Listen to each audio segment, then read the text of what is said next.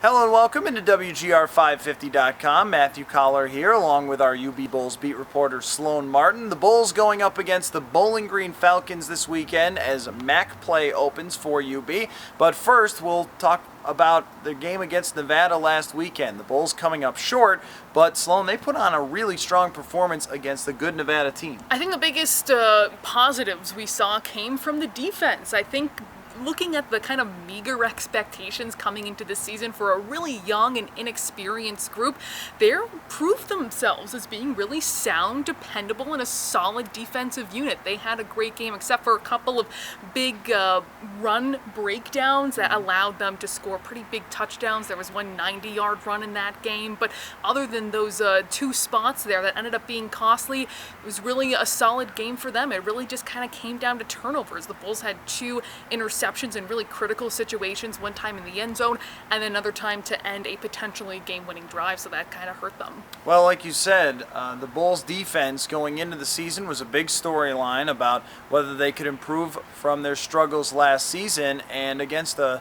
Nevada team that could put up points, they did very well. One of the standouts in the secondary is going to get tested this week again. Boise Ross, he had a very, very good week against Nevada, albeit they did drop a few passes, but Ross was right in the middle of all the action last week, and he's actually one of the NCAA leaders in passes defended. Now this week, Sloane, he's going to take on an offense that is one of the best in the nation through the air. And I would be willing to be really confident in saying that he's going to be guarding their number one target, and that's Roger Lewis, a 6'1" sophomore. He's third in the nation in receiving yards for the entire season. So has literally a huge target on his back in this offense, and yet he's still able to get open, still able to catch passes and put up big yards for this team. Also has 5 touchdowns. So I would be very confident in saying he's going to be mainly responsible for that in this really high-paced spread offense where they're really looking to build up yards, build up points, almost 600 yards a game for this offense. So you had a chance to talk with Lance Leipold this week leading up to this game against Bowling Green, which to me is a big one and another measuring stick for the UB Bulls, who are hoping to continue to compete in the MAC, and Bowling Green has established themselves as maybe the strongest team. How do the Bulls plan to slow down that offense? Because they're spreading it out, they're throwing it all the time, and their coach derives from Baylor, which shouldn't come any surprise when you see the big numbers. So how are they going to slow them down? Yeah, their coach Dino Babers in his second year coached RG3. Well, he was the wide receivers coach, but still very close there in the offensive situation, and he really takes a lot of those over. And Lance Leipold said the same thing, where it's just a spread offense, high tempo, no huddle all the time, just looking to go and pick up yards and put points on the board.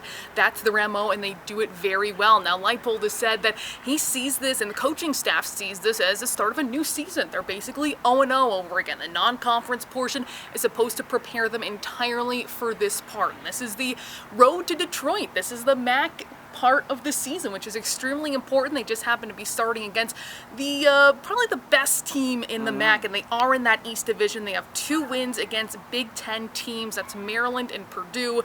And say whatever you want about Big Ten teams that aren't Ohio State, but still, that's a Power 5 conference that they have 2 wins against, and it's going to be one of the toughest opponents they've seen this season. So going into this season, we expected the defense to struggle. They haven't.